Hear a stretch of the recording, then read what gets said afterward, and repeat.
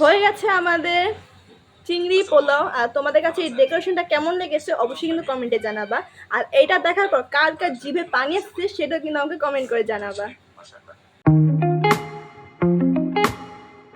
Hello guys, আসসালামু আলাইকুম। আমি Dipa Moni and welcome back to my new blog. চলে আসলাম আমার একটি নিউ ব্লগ নিয়ে।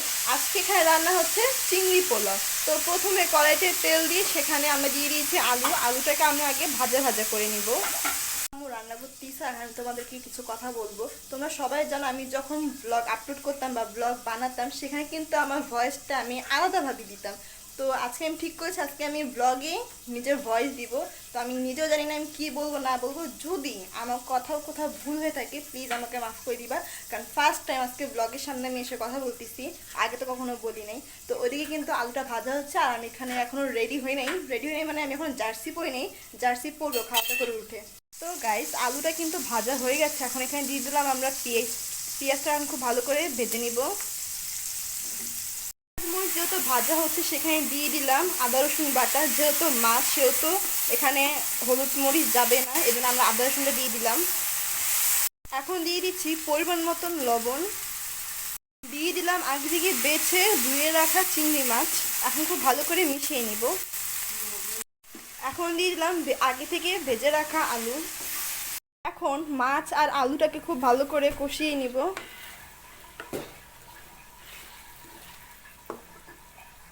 আলুটা কিন্তু কষানো হয়ে গেছে। এখন এখানে দিয়ে দিয়েছি আগে থেকে ধুয়ে পানি ঝরানো পোলাও চাল। এখন খুব ভালো করে মিশিয়ে নিব। চালটা ভাজা ভাজা করা হয়ে গেছে। এখন এখানে দিয়ে দিব পরিমাণ মতো পানি। আমাদের রান্না কিন্তু প্রায় শেষের দিকে। এখন এটাকে দমে রেখে দিব, পরে আবার ফিরে আসতেছি তোমাদের সাথে। তো গাইস চলে আসলাম একটু পরে। এখন দেখো দমে রাখার পর কতটা সুন্দর হয়েছে দেখতে। আমি তোমাদেরকে একটু কাছ থেকে দেখাচ্ছি। এখন জিনিসটা আর একটু দমে রাখা লাগবে। দেখো কত সুন্দর হয়েছে। গাইস আমি কিন্তু চলে আসছি ভিতরের রুমে। বাইরের রুমে আম্মু রান্না বান্না করতেছে আর পোলাওটা কিন্তু এখনো দমে আছে। আমি এখন ভিতরের রুমে আসছি, আমি এখন চেঞ্জ করে আসতেছি। গাইস আমি রেডি হয়ে চলে আসছি আর কমেন্টে জানাবো আমাকে কেমন লাগতেছে। আমি এখন কিছু ভিডিও শ্যুট করব, দেন ওই ঘরে যাব। এখনই যাব না, একটু পরে যাব, একটু কিছু ভিডিও শ্যুট করে নিব। তো তোমাদের সাথে দেখা হচ্ছে আমার একটু পরে। গাইস আমি কিন্তু ওই ঘরে রেডি হয়ে গিয়েছিলাম। এখানে এসে আমি পুরো সারপ্রাইজ হয়ে গেছি। এখানে আম্মু চিকেনও ভেজে ফেলেছে। হয়ে গেছে আমাদের চিংড়ি পোলাও। আর তোমাদের কাছে এই ডেকোরেশনটা কেমন লেগেছে অবশ্যই কিন্তু কমেন্টে জানাবা। আর এইটা দেখার পর কার কার জিভে পানি আসছে সেটা কিন্তু আমাকে কমেন্ট করে জানাবা। তো গাইস আমিও কিন্তু এখন খেতে বসে পড়ছি। আমি তোমাদের একটু দেখিয়ে দিচ্ছি পোলাওটা কত সুন্দর ঝরঝরা হয়েছে। তো গাইস দেখতেই পাচ্ছ কত সুন্দর পোলাওটা ঝরঝরা হয়েছে, একটার সাথে কিন্তু একটা লেগেনি। কত সুন্দর ঝরঝরা হয়েছে। এখন আমি তোমাদেরকে খেয়ে রিভিউ দিব পোলাওটা আসলে কেমন হয়েছে। তো চলো আগে একটু খেয়ে নিই। বিসমিল্লাহ। গাইস পোলাও কিন্তু অনেক মজা হয়েছে। কাদের দেখে জিভে পানি আসতেছে কমেন্টে জানাবা। আমি এখন খেয়ে নিই, খেয়ে দিয়ে উঠে দিন ব্লগটা আবার কন্টিনিউ করতেছি।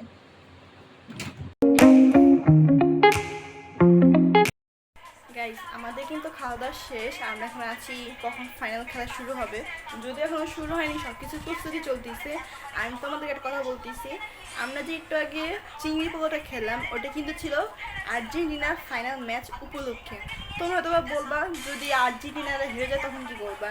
আমি একটা কথাই বলবো, হারলেও আর্জেন্টিনা, জিতলেও আর্জেন্টিনা। আমরা কিন্তু কাপ দেখে সাপোর্ট করি না।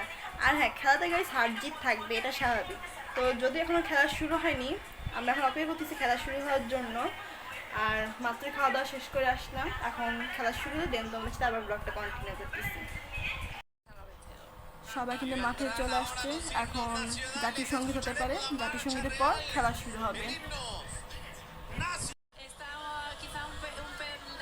এই দেখো গাইস ফাইনাল খেলা কিন্তু প্রায় শুরু হয়ে গেছে। এখন জাতীয় সঙ্গীত আর যা যা হওয়ার আছে সেগুলো হবে, দেন তারপর খেলা শুরু হবে। গাইস দেখো তোমাদেরকে বলছিলাম 11 মিনিট, সেখানে 1 মিনিট বেশি হয়ে গেছে, 12 মিনিট হয়ে গেছে। তাও এখন দুই দল এক দলও গোল দিতে পারলো না। জানি না কি হবে আজকে ফাইনাল খেলাতে, কোন দল জিতবে।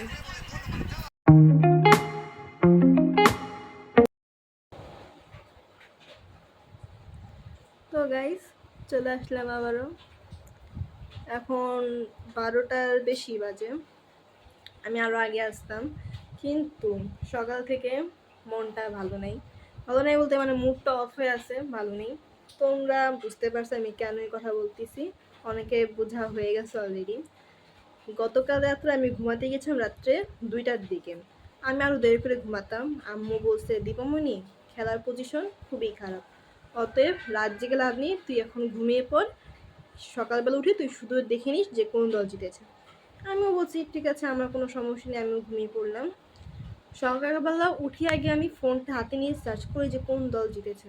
সুন্দর মতন আমার চোখের সামনে রেজাল্টটা চলে আসে যে স্পেন জিতেছে আর আর্জেন্টিনা হেরেছে। এটা দেখার পর খারাপ তো লেগেছে, যেহেতু আমি একজন আর্জেন্টিনার সাপোর্টার, আমি যেটা আর্জেন্টিনা সাপোর্ট করি। শুধু আমার একার না, আমার মতো যারা যারা আর্জেন্টিনার সাপোর্ট করে তাদের অনেককেই খারাপ লেগেছে। স্বাভাবিক, খারাপ লাগতেই পারে, কারণ খেলাতে হার জিত থাকবে, এটা স্বাভাবিক।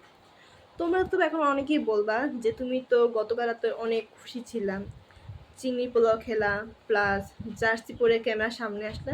হ্যাঁ, আমি মানতেছি, আমি আম্মুকে আরও আগে থেকেই বলে রেখেছিলাম যে আম্মু আমি ফাইনাল খেলার দিন জার্সি পরবো আর তুমি চিংড়ি পোলাও রান্না করবা। আম্মু বলছে ঠিক আছে, কোনো সমস্যা নেই। তো সেই অনুযায়ী আমরা সব কিছু করি। আম্মু চিংড়ি পোলাও রান্না করে, আমি জার্সি পরি, জার্সি পরে ক্যামেরার সামনে আসি, ব্লগ বানাই। কিন্তু রাত্রে যে এরকম কিছু একটা হবে, মানে খাওয়া দাওয়ার পর আমি খেলা দেখতেছিলাম, প্রায় যখন 46 মিনিট হয়ে যায়, দুই দল একটা দলও গোল দিতে পারেনি। তখন আম্মু বলছে, তখন প্রায় অলমোস্ট রাত 2টার মতন বাজে। আম্মু বলছে, দীপামণি জেগে থেকে লাভ নেই, তুই এখন শুয়ে পড়, রাত্রে রাত্রে না সকাল দুটো তুই রেজাল্টটা দেখে নিস কী হয়েছে। আম্মু বলছি ঠিক আছে, তো ঘুমিয়ে পড়ছি। সকালবেলা উঠে দেখি এই খবর। তো দেখার পর খারাপও লাগছে। আমি আরও আগিয়ে আসতাম, কিন্তু যে বললাম মুড ভালো নেই আর মনটাও খারাপ, যেহেতু আমি ফাইনাল খেলা দেখেছিলাম 2022 সালে, মানে 4 বছর আগে আমি ফাইনাল খেলা দেখেছিলাম আর্জেন্টিনারই 2022 সালে। তখন ছিল 3 স্টার, আর এবার যদি জিতো তাহলে থাকতো 4 স্টার, মানে আমাদের 4টা কাপ হয়ে যেত। এখন কিছু করার নেই, মানতে হবে, কারণ খেলাতে হার জিত থাকবে, এটাই স্বাভাবিক। তো এবছর যেহেতু হয়নি, ইনশাল্লাহ সামনের বছর খুব ভালো কিছু একটা হবে। এই বছর আমরা হেরেছি, সামনের বছর আমরা জিততেও পারি, এটা বলা যায় না, এটা সম্পূর্ণ ভাগ্যের উপর নির্ভর করে। আর আজকের মতন ব্লগটা আমি এখানেই শেষ করছি। যারা আমাকে ইউটিউবে দেখো প্লিজ গাইস আমার চ্যানেলটা সাবস্ক্রাইব করে দিও, আর যারা আমাকে ফেসবুকে দেখো প্লিজ গাইস চ্যানেলটা ফলো করে দিও। দেখা হবে নেক্সট কোনো ব্লগে, ততদিন সবাই ভালো থাকবা, সুস্থ থাকবা। আল্লাহ হাফেজ।